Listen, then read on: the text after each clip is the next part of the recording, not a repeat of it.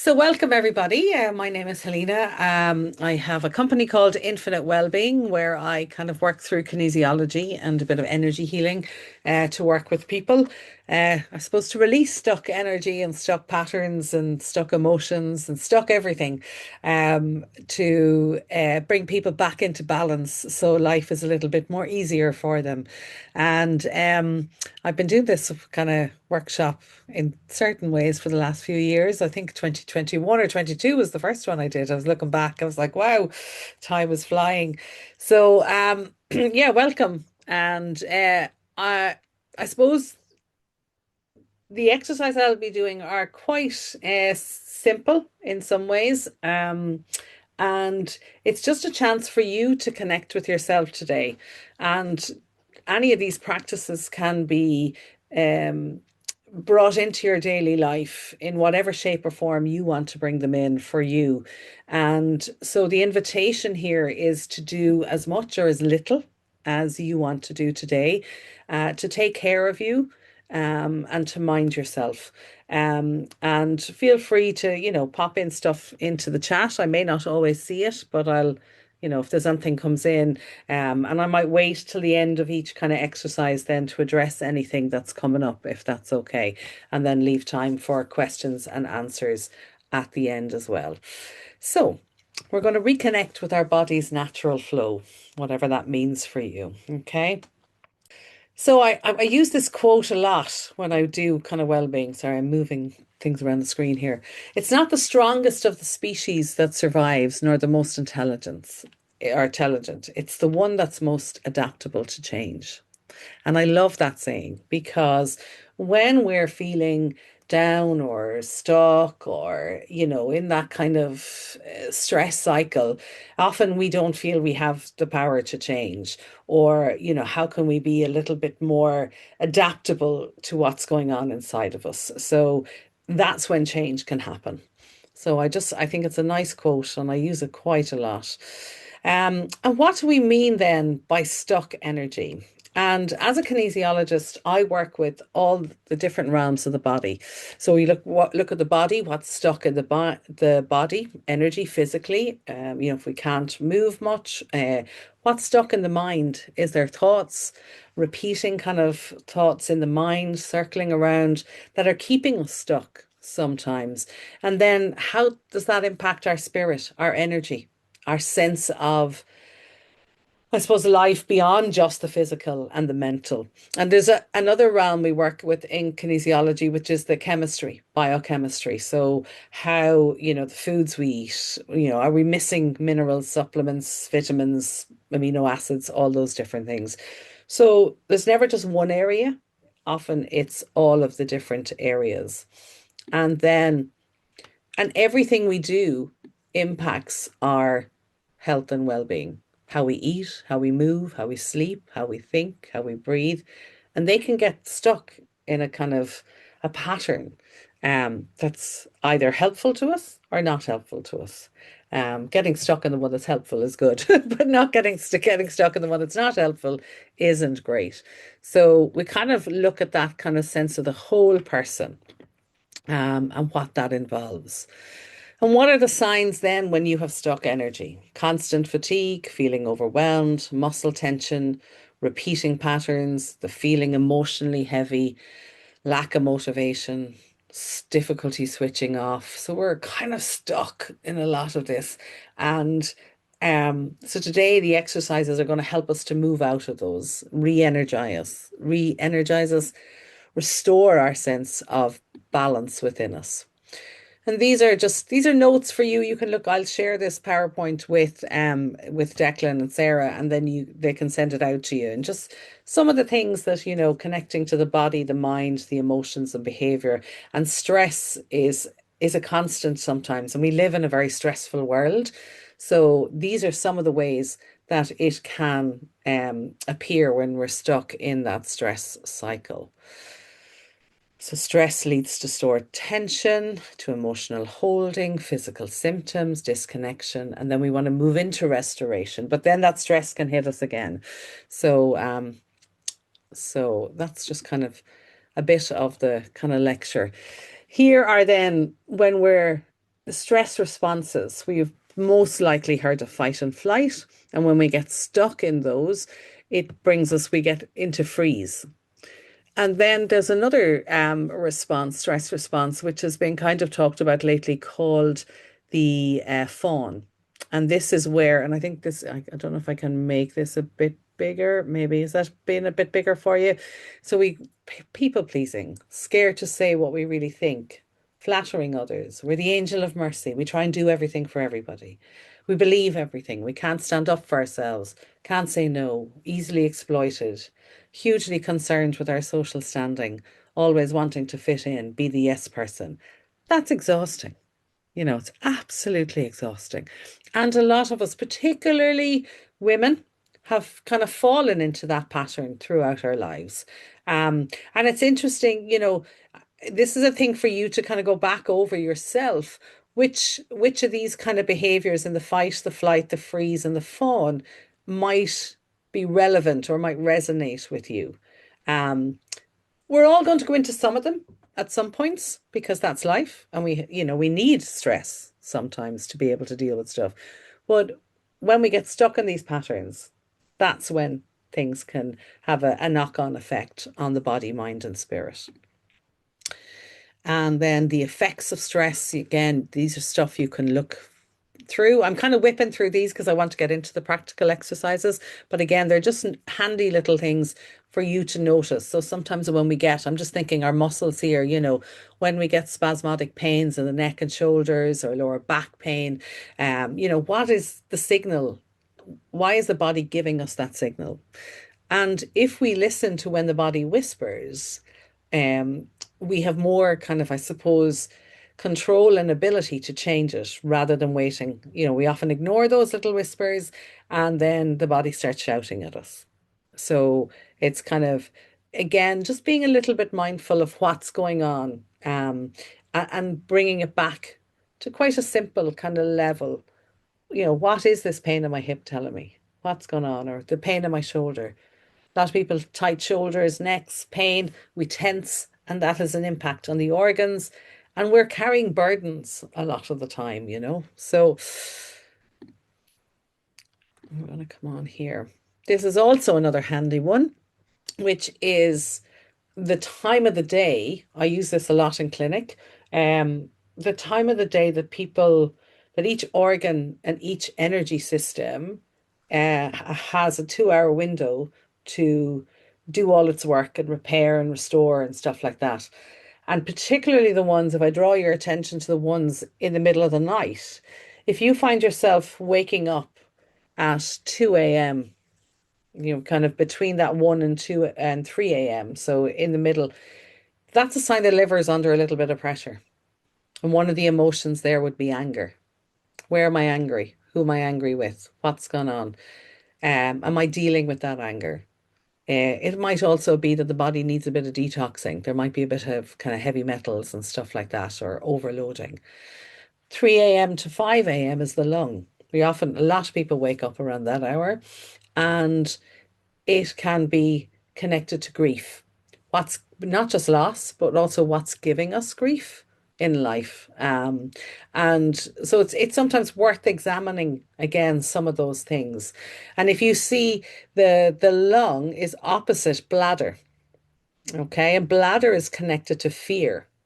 And if we're in a little bit of a fear cycle, so we're worrying about everything and we're a bit anxious about stuff, then that has a knock-on effect on the lung. Okay, because it shortens our breath and we're not breathing as deeply as we could. And so often we're waking up in that lung hour or 2 hours to go to the loo because the bladder is affected. So it's quite interesting. If we can set up during the day, um, I suppose better habits or habits that suit us better, it can give us a better night's sleep. Does that make sense? So I'm just going to invite you to now, wherever you are, just to get comfortable, close your eyes or lower your gaze, whichever is available to you. And we're just going to sit and we're going to just do a little body scan and just have a look around our bodies because all our bodies carry tension in different ways, depending. And you can do this seated or lying down, just as long as you're comfortable. If you're lying down, if you could have a straight back, that would be helpful. But if not, that's also okay. So take a moment to drop into yourself. Bring your awareness inside. Just noticing your breath.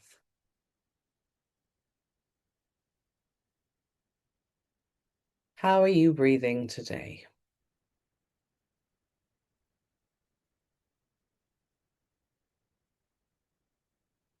What's happening as you breathe? Is the belly rising or is the chest rising?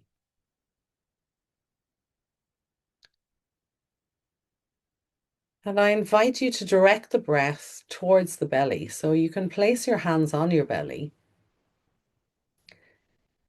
and inhale through the nose and allow that belly to rise. So pushing out your hands almost. And then exhaling through the nose and letting that belly fall and soften. And if we can direct the breath low and deep, we're creating a fuller breath for ourselves and giving the body more oxygen. And as we inhale through the nose and exhale through the nose, we're activating what's called the parasympathetic nervous system, the rest and digest. So do a couple of rounds there, just inhaling through the nose, nice and soft, almost as if you can't hear it.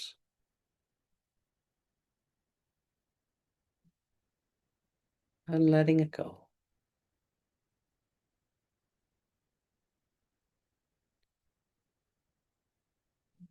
And then just bringing your awareness to your feet and just noticing your feet, any tension, sensations in the feet. And just following my voice now as I bring you up through the body, noticing any tension, tightness, sensations, hot or cold, tingling, whatever. And we'll welcome them all. So bringing your awareness to your feet, the soles of your feet, the top of your feet, the ankles, the lower legs, the knees, the thighs, the hips, the buttocks, the lower back, the lower belly, the upper belly, the upper back, the shoulders,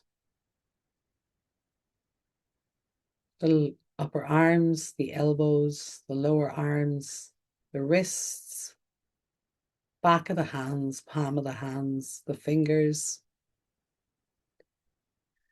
Bringing your awareness up to your neck now,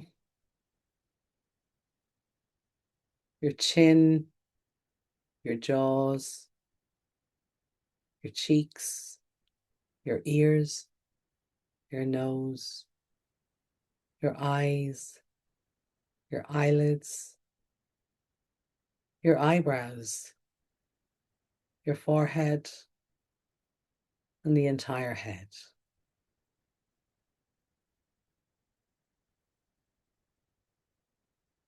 And then we're going to come back down to the feet. And this time, so having noticed what was tense or any sensations there, we're going to do a quick squeeze and release.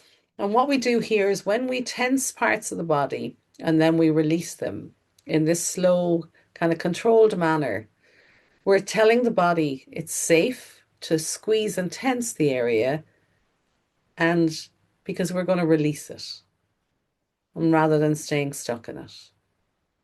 So bringing the awareness down to the feet, you're going to bring your awareness to your toes, and on your inhale, you're going to squeeze the toes and release on the exhale.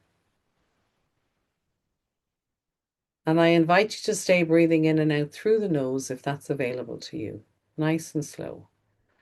And now we're going to take the whole foot and we're going to squeeze the entire foot and then release on the breath out. Take the ankles, squeeze the ankles and release. We're going to take the lower leg, squeeze the lower leg and release on the breath out. Squeeze the knees and release. Squeeze the thighs and the bum and the pelvic and the hip, all that area. Give it a good squeeze and then just release and letting it go. Moving up to the back and the torso, squeezing the belly, the back, the shoulder blades at the back, the chest, squeezing everything in and releasing and letting go. Softening. Coming to the shoulders, squeeze your shoulders up to your ears and then on a breath out, letting them go, letting them soften, squeezing them up again, tightening them and letting them go. Coming to the arm, squeezing the arm and the hands and the fists as tight as you can and letting it go. And again, we'll squeeze those hands and arms and fingers, make a fist even, really tense it and then just let it go. Imagining a softness in those shoulders and arms and hands. Coming up to our face, we're going to squeeze the entire face, scrunch it up as small as you can, and release, let it go. Then take the whole body from the toes right up out to the fingertips and up to the top of the head and squeeze everything on a breath in. And this time on the breath out, big sigh, letting go. Squeezing in on the breath in and letting out. Lovely. And then just wiggling, taking your hands out in front of you and just wiggling those fingers, playing the piano. And then circling the wrists back in one direction and in the other direction. Bringing your palms to face the ceiling, tip your fingers towards your shoulders and just stretching out the arms. And then bringing your fingers to rest on your shoulders, just circling those shoulders nice and slow. And saying to yourself, I let go. Imagining a sense of space, fluidity, and expansion in those shoulder joints. And then back the other way. Noticing, is it easier to move and rotate them forward rather than back? Or what way is easier for you today? And then just give that a nice shake. Lovely. And then just maybe a word into the chat box of how you're feeling after that exercise.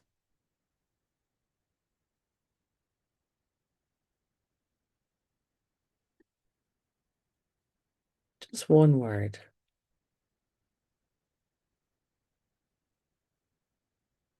Chilled. Lovely. It's a really nice one to do just when we're, no matter whether you're sitting down, lying down, whatever, is to bring your awareness around the body. And you're giving yourself permission to tense everything, but you're also giving yourself permission to relax. And that's really important. And it's a conscious tensing and relaxing, which sends a signal to your nervous system. And it's a practice I do daily almost. And especially times when things can get on top of you or you're feeling maybe even a bit lethargic or whatever, you just need something to shift that. It gives us a nice, looser, and It's small. I'll share a kind of body scan like that. I shared it, I think, last year. We'll share it again with you. Okay.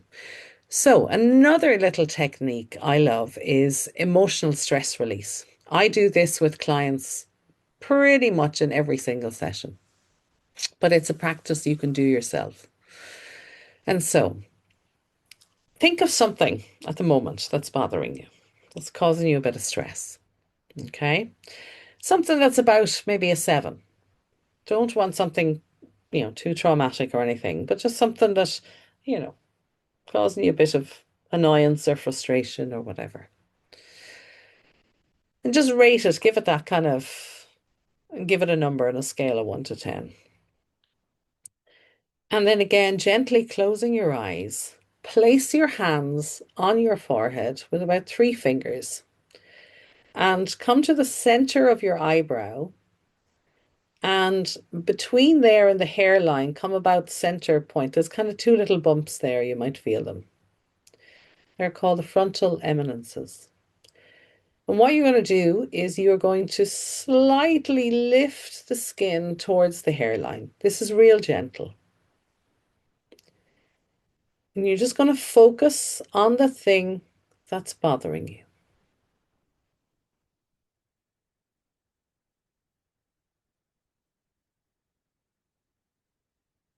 What is the core issue or concern for you in relation to this situation or this person, thing, whatever? Focus on that. And what we're doing here is deactivating the stress response in the body.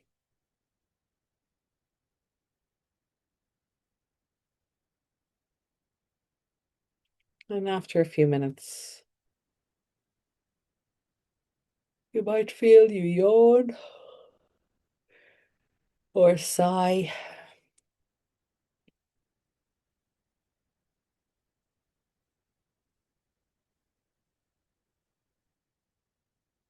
or you might find it difficult to focus on what was bothering you. The mind might start to drift, and if that happens, that's good.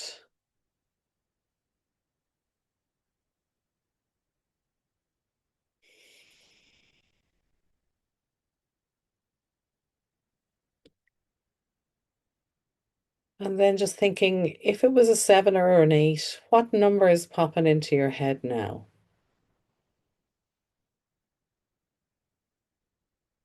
And then just let that go.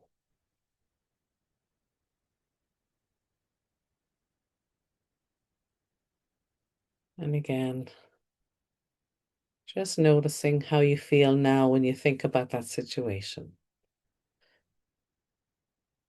So, what that is doing is when we're stressed, our body doesn't know whether there's a tiger chasing us or whether it's a matter of survival.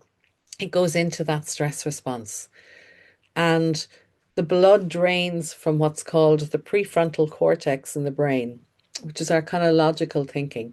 And so, when you're stressed about something or it's bothering you, you know, you lose your keys or whatever, you've misplaced something and you just can't think where it is. And the more you try and think where it is, the more you can't. And the more you get stressed and oh my God, I'm going to be late now. I can't find my keys and blah, blah, blah, blah, blah. And then you stop for a second and we do it automatically. We often put our hand to our forehead and we go, hold on 1 second. When I came in yesterday evening, where did I go first into the house? Oh, actually, I ran into the downstairs loo because I was bursting. And you go into the downstairs loo and there's your keys. And you've no memory of putting them there, right? But so it kind of it brings the blood flow back to that brain, to that prefrontal cortex, so you can start to think clearly again.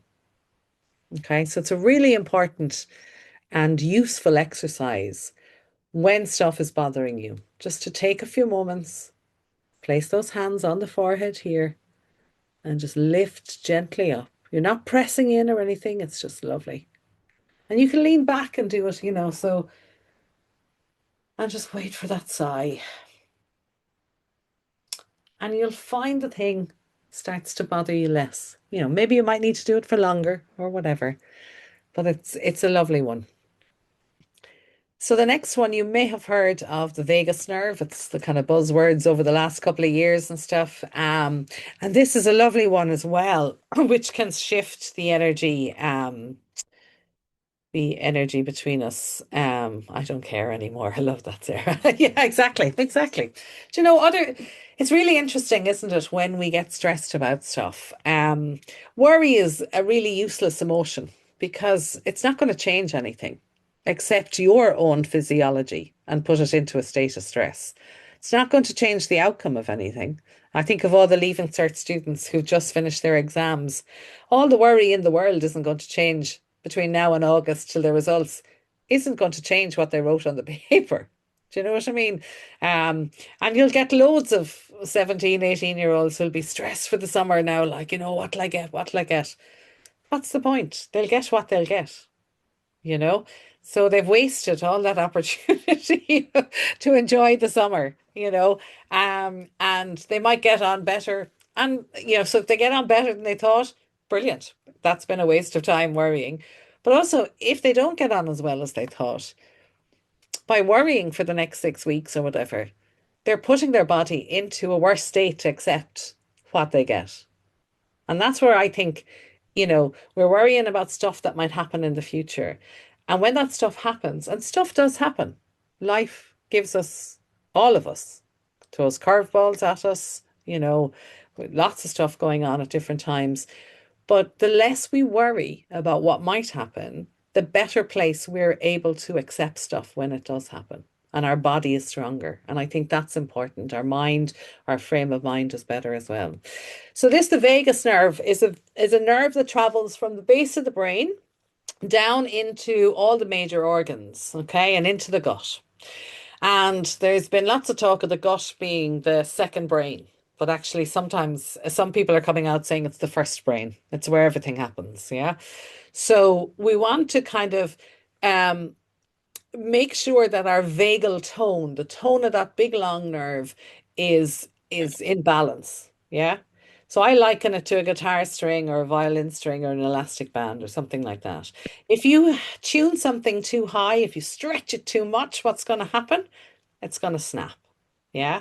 Likewise, if you've ever played guitar or violin and you tune it down and it's very loose, it's like it's twanging. Yeah. We want it to give the perfect note or the note that's in tune in a way. So the vagus nerve, the more in tune it is, the more toned it is, the better it's able to bring those messages between the gut and the brain and the brain and the gut. Okay. And feed off into the organs. So this one, you're going to, again, just find yourself, whether you're lying down or sitting up, into a comfortable position. And you're going to take your hands and you're going to clasp them behind your back. So onto that kind of behind the ears almost. And just allow your head to kind of fall in so you're kind of stretching back a little bit, but the head is supported by the hands. And you're going to take your eyes and you're going to move them over to the right. So you're looking in the right direction or towards the right. And you keep looking there till you feel a shift, like a yawn or a sigh. And then when you feel that, you bring them back into center. And then you go to the left and look the other direction.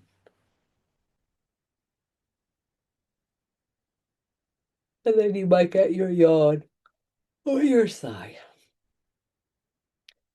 And you can do that a few times, coming back to center. And actually take your hands down now. And I should have done this at the start, but it's okay. So what I'm going to ask you to do is just turn your head towards your right shoulder. So just see how far you can go. And you might feel a bit of tension in the neck, but just go as far as the tension. Notice where you can kind of move comfortably to. Come back to the center. And now go to the left and notice again how this side feels compared to the other side. Notice where you can turn to comfortably. Come back to the center. Clasp the hands behind the ears again. And we'll repeat the exercise this time. Now looking with your eye direction only over towards the corner of the eye. And again, you're waiting for that sire shift. Coming back to the center if that's happened for you, and then going to the other direction. And again, or maybe a sire shift in energy. And back to the center. Release the hands. My ears have started popping there. That's okay. And then turn your head again toward the right and see, can you move a little bit more? Has anything changed? Is it easier to move? And then to the left. So I can feel a little bit of a increase in the range of movement there. Better on my right side than my left side. I don't know what that's saying to me today. Um, and so that's a useful, again, exercise to tone the vagus nerve. Um, the longer it takes you to reach that sire shift means the more stressed your vagus nerve is. Okay, so practicing that exercise, um, you'll notice there's a decrease in the amount of time it takes you to um to sigh or to yawn. And it's a lovely one if you have to attend a meeting or you need a bit of concentration for a little while. It can really open up kind of your brain and your concentration levels and stuff like that. So it's a lovely one to use. Other things to support the vagus nerve, humming. So placing the hand on the heart maybe and just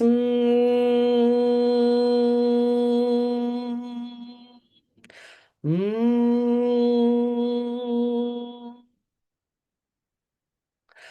mm.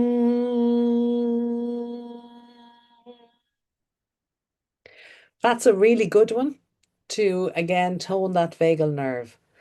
Gargling is another one, um, as well as giving a kind of a yawn, you know. So next time you're brushing your teeth, have a little bit of a gargle. Maybe not with mouthwash, because mouthwash actually can impact the gut negatively. Okay, the various chemicals in it. So better off to gargle with a bit of salt water or squeeze a lemon or um but mouthwashes have been known to disturb the microbiome in the gut. So I leave it up to people themselves, but I don't use it anymore. Um and because digestion begins in the mouth and the saliva. So we can damage the messages that are going down to the gut. So be interesting to notice. Okay, that's our vagus nerve. This next one is our meridian energy brush. So have you heard of the Chinese medicine, traditional Chinese medicine, and the meridians that flow around the body? They're kind of energy channels.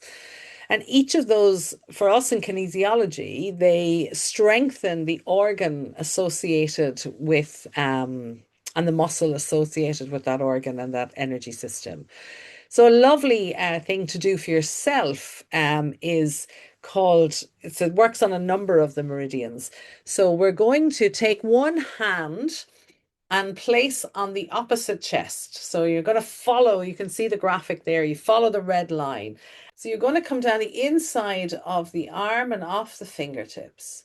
And then you're going to turn your hand and you're going to bring your fingers up over the shoulder, over the ear, and to the kind of corner of the eyebrow. Okay. And we're going to do that 3 times on each side. So we'll begin at the chest, sweep down that inside of the arm, off the fingertips, the palm, and then turn the hand and come up the outside of the arm, over the shoulder to the eyebrow. And we'll do that again, starting at the chest, coming down, flick off all that energy, and coming back up, tracing that. And we're working here on the lung meridian, the triple warmer for stress, the adrenals, the large intestine. We're working on the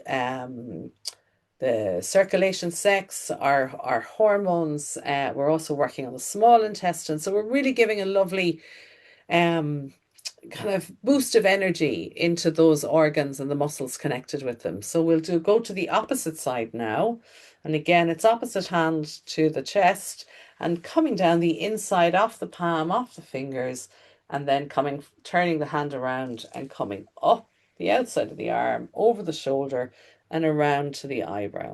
And we'll do this twice more, coming down the inside and then brushing. It's also very soothing, kind of to give yourself a little stroke, like a little kind of light massage. It's lovely. Um, and there, and then just give that a nice shake out and take a breath. And again, that's a lovely one to do for yourself. I can feel now a lovely lightness up around my shoulders, having done that and stuff. What's coming? Oh, it's handy the chat. Bit off topic, I know, but any tips to stop cravings for chocolate sweets, crisps, basically anything that isn't good for you? Oh gosh, if I have, yeah, I might try and listen to them to myself as I give you the tips. So often when we're craving stuff like that, it's a sign that our adrenals are looking for a bit of adrenaline. We're looking for, our bodies are craving that kind of sugary fix or the salty fix to give us a bit of energy and stuff. But thanks, Michelle. Love that energy brush. Yeah, it's lovely. It's lovely. And you can finish by giving yourself a lovely kind of warm hug afterwards and just saying, yeah, thanks. We got this. We got this. Being kind to we're I was teaching a yoga class this morning, gentle beginners yoga, right? And I was just saying to a lot of the women that are coming, well, I say a lot of them, there's only four or five of them, and it's lovely. It's a very small class. And we were talking about I have these cards called Survive to Thrive, and I put them out at the start of a class and encourage people to pick one up or at the end, whatever, when just a message for them. So a lot of the time we're in survival mode, and that's when those adrenals are kind of exhausted, and we're looking then for sugar and anything to salt to kind of give us some bit of comfort and give us a bit of energy or whatever. So one of the things, I was shuffling the cards this morning before I laid them out, and one of the cards just literally flew out, and we picked it up, and it was self-love, and I thought, interesting. How many of us speak to ourselves so negatively? You're useless. You shouldn't be doing that. You're too fat. You're too tired. You're too this. You're too that. Beating ourselves up with the stick, right? And it's not a nice tapping stick. It's a roar. We speak to ourselves in a way that we would never speak to a friend. If a friend turns around to you and says, "Oh, I'm fat, I'm useless, I'm this and that," you'd automatically turn to them and say, "No, you're not. Okay, whatever, you might feel like you're carrying a bit of extra weight, but there's so much more to it than that, or whatever." I'm harping on about weight because I'm 51 and that's where I am stuck at the moment. And and I know what it's like to talk negatively to myself, and I have to remind myself not to, and to be kinder and be more compassionate to myself. So coming back to the sweets and chocolate and stuff like that, one of the things I've started doing, because I'm a divil for crisps, okay? I'm an absolute divil for them. And the bigger the bag, the better. But not for me. So, I wouldn't even think, but not how much, like, you wouldn't even think of buying a small bag of crisps. 130 for a small bag of crisps when you can get a big one for 250, especially if they're on offer. No, doesn't make sense. And that's where they get us, don't they? So we're powerless sometimes. But I go for the sea salted ones, as natural as I can. It's fooling myself into thinking they're better for me. I do all sorts of tricks. I leave the bag out in the kitchen and put a few into a bowl, come back in, sit down, thinking myself, I'm only going to have that bowl. And then I'm back out to the kitchen before I know it, and I'm back in and gone, oh my God. And then I say, well, at least I'm burning a few calories by going back in to the kitchen. We'll tell ourselves all sorts. But one of the things that I've started saying to myself recently is this actually, like, what's it nourishing? Is it nourishing my mind, my body, my spirit? I know it's not nourishing my body. Yeah. I'm living proof of that. But I know sometimes it might be nourishing my mind because I might have some heavy emotions going on or something. And I might need that kind of comfort or think I need that comfort. And so I might say, maybe I'll have a glass of water first, or I'll do something, and then I'll have the crisps. And sometimes I'll forget about it, or I'll delay it. And then if it's getting a bit later, I won't eat the whole bag. Or, there's all those sorts of things. The other thing, I think, particularly at this age in our lives or stage in our lives, wherever you are, is to fill up on our meals during the day and have a healthy balance of protein and fiber. Um, there can be a tendency. So when we wake, so a real sign that our adrenals are suffering is when we wake tired in the mornings. Yeah, we don't wake feeling refreshed. And then there's a kind of, oh, I can't eat. Yeah, can't eat in the mornings. How many people? No, never have a breakfast. I can't stomach it. And if you go back to that body clock, 7 to 9 is the time in the morning when the stomach is doing its work and stuff. And we should actually be giving it a bit of support. We should be breaking that fast, okay, with something that is protein kind of based. Um, and sugary cereals, all those, even the granolas, you think you're doing healthy and stuff, but often they're laced with sugar and stuff. And even, and honey isn't always great. A local honey is better for you, but taken maybe in some, warm water and stuff, fine, or a little bit. But, any of the granolas that you buy really in the shops, thinking you're being healthy are not really. You're better off to make a homemade bit yourself. But, a breakfast with some eggs, some avocados, different things like that. And even a little can help break that fast. But the one thing I would do every morning is start with a glass of water, room temperature water, just to hydrate the system. And that gives the body an energy in itself. Do your meridian brushing. There's another one that's really good, to start at the pubic bone and come right up to the bottom lip. And that is a lovely one to kind of zip up your energy for the day. And I would do that a good few times during the day, just to kind of zip up that energy. It helps with the brain as well. Um, and then rubbing along here. So I'm going to come on to, yeah, look, not hungry in morning until later in the day. And then that's when you're reaching for the stuff later in the evenings. Yeah.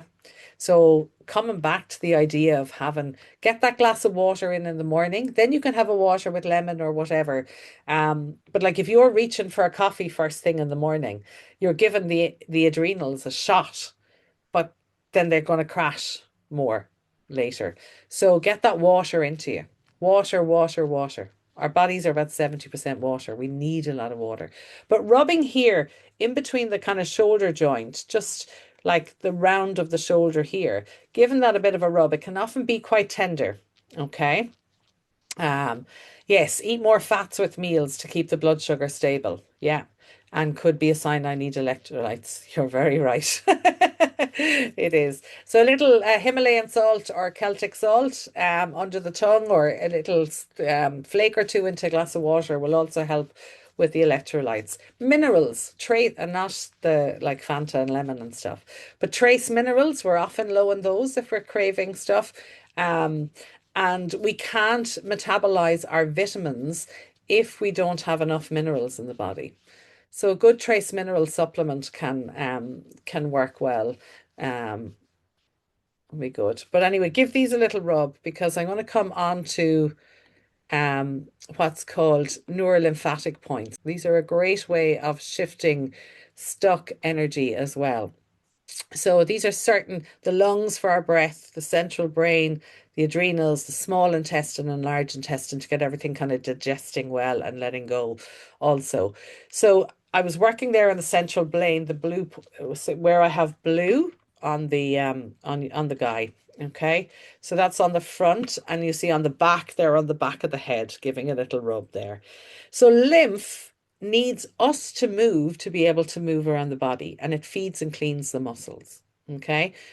Blood is pumped around by the heart, but the lymph needs us to move. Now, if you're, bedbound a lot or lying down a lot, that can even, we're more sluggish then. But you can rub these points to activate that lymph. They're lymphatic reflex points, and they help to mobilize that lymph to go and feed and clean the muscle. So, For the lungs, the red, so if you kind of the sternum, that bone there in the middle of the chest, come out about an inch or two and just rub around there, you'll find that can be about, it's like a bruisey kind of feeling. So just work with the pads of your fingers about one side at a time, just for about 30 seconds or so, or as long as you can bear, and go easy. And then you can start to go deeper, and it should start to ease. If it's tender, it's a sign it needs work. Ooh, and I have a little bit of tenderness here now. That's interesting. And get curious. That's why I always say, I don't go, oh my God, I'm tender there. I'm just going, oh, that's interesting. Hmm. Okay. Be curious. What's going on? Okay. Around here are also the gallbladder ones, so help us digest those fats more. Our adrenals are about an inch out and 2 inches above the belly button. Now, these can be very tender. And mine are always sore. My adrenals are always, I'm always running here, there, and everywhere. So don't always practice what I preach. I try to. And when I do workshops like this, it's a reminder again, oh yeah, give yourself a little bit of TLC. But they're good to get the adrenals. And you can make a fist and come to the back, just below your kind of ribs, and that kind of fatty triangle there on either side. Give all of that a good rub with your knuckles. That can be quite tender. So, oh, my right side is more tender today. That's really good to warm up the kidneys as well, warm up the adrenals, warm up the large intestine as well. Small intestine is around so we've kind of like around the side of the ribs, the edge of the rib cage, and getting again the pads of the fingers and just rubbing around there. That can also be quite tender in people. And just, working your way there, especially after having dinner and stuff like that, or having some food, just giving that a little bit of a rub and a massage there is good. And the other one, if you suffer with constipation or anything like that, the emotion there is about letting go, literally, letting go of all the grief, letting go of everything that's stuck. And so rubbing down the side of the thigh, so starting at the hip and like the seam of the trousers there, kind of the side, just again rubbing down with the pads of your fingers. I don't know if you can kind of see that, and just kind of working in there. That can also be very tender, but it's a really good one to get the large intestine moving.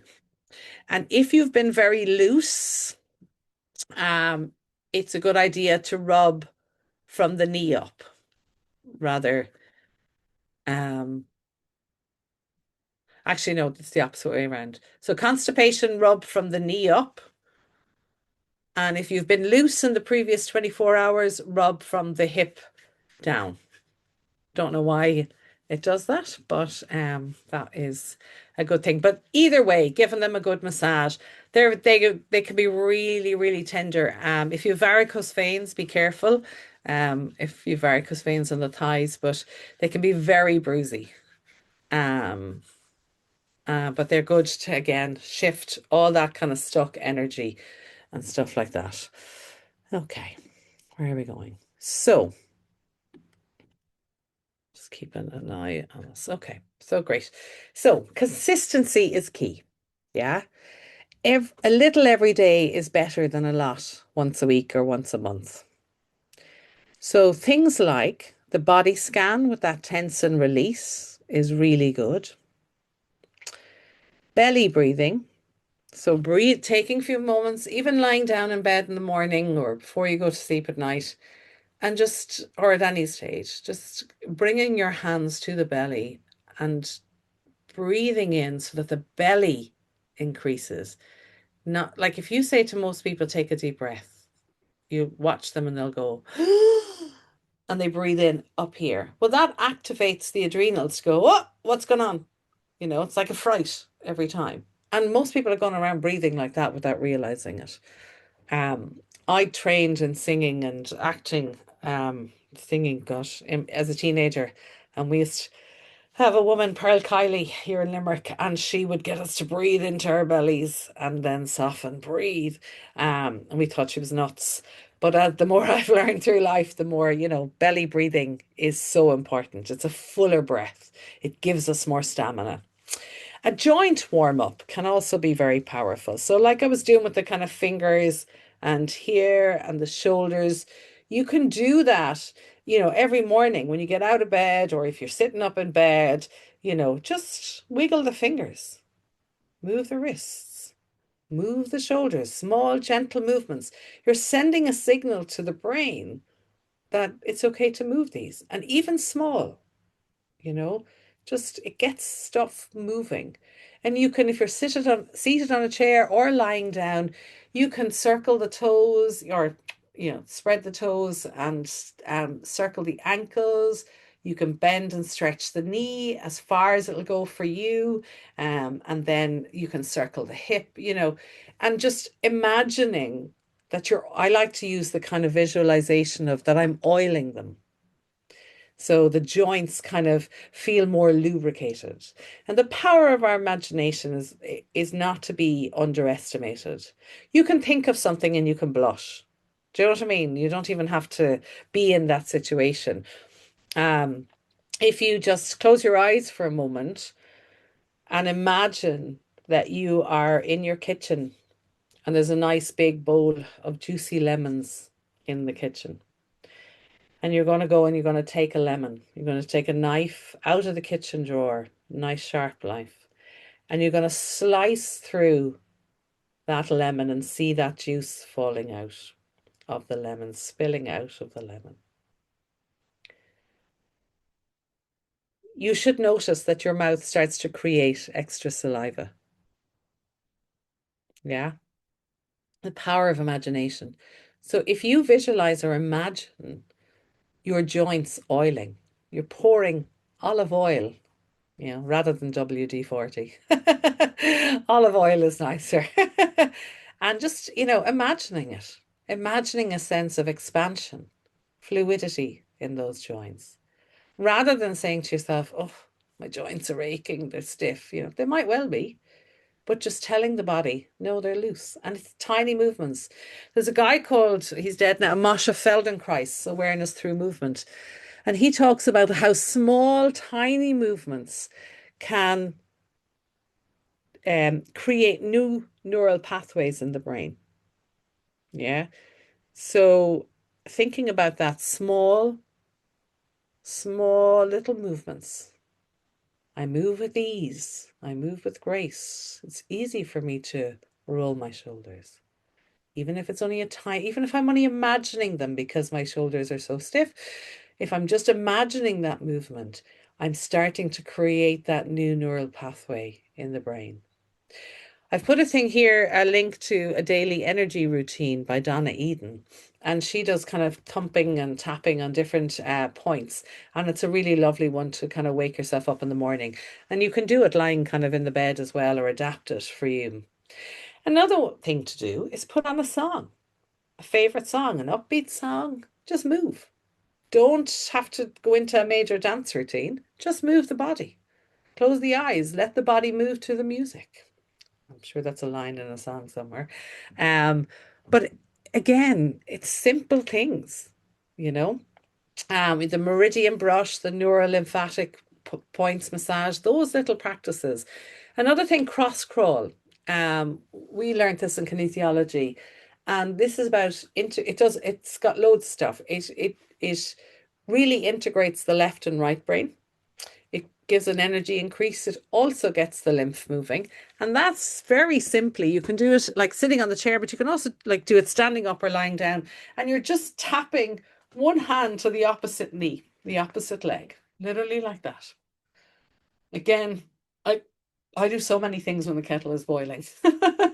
But it's that minute, taking a moment after brushing your teeth just to give yourself a cross crawl. It's lovely. You're just crossing the midline of the body, you know. Again, it's lovely. If you do 50 of those taps every few hours, you start with 10, move on.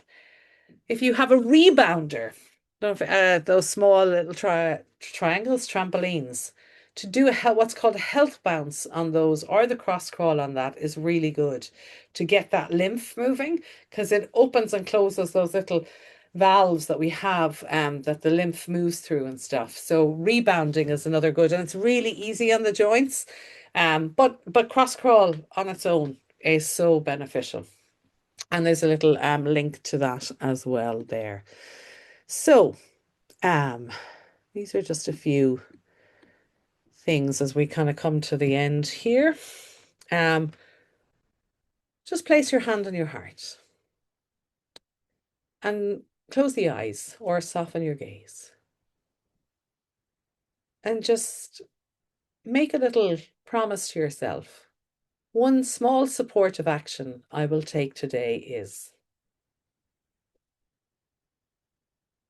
And think of something that has resonated with you from the workshop that you can take forward into your day.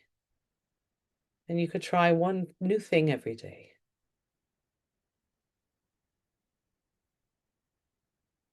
And then say to your body, I'm listening to you. Thank you for all you've done for me.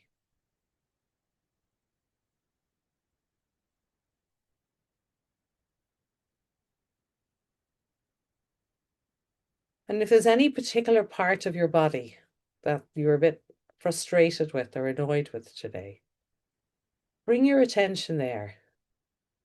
Squeeze it, release it, and thank it.